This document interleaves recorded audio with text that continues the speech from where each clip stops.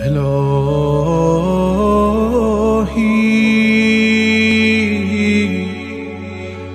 أدم البلاء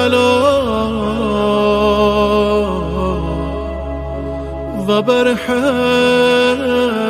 الخفاء وانكشف الغطاء وانقطع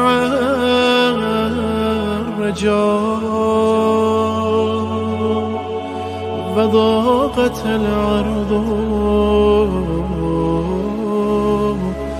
ومنعت السماء وأنت المستعان وإليك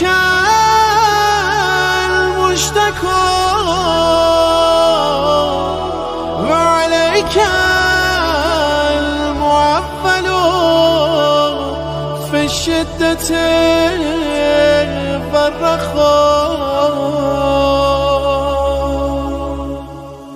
اللهم صل على محمد وآل محمد وللأمر الذين فرضت علينا طاعتهم وعرفتنا بذلك منزلتهم ففرج عنا بحقهم فرجا عاجلا غريبا كلمح البصر أو هو أغراب. يا محمد يا علي يا علي يا محمد اكفياني فإنكما كافيان وانصراني فإنكما ناصران. يا مولانا يا صاحب الزمان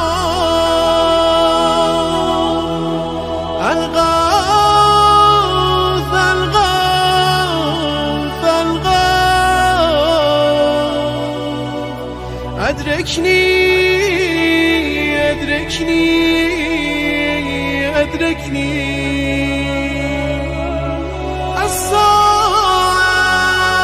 الساعة الساعة الساعة العجل العجل العجل. يا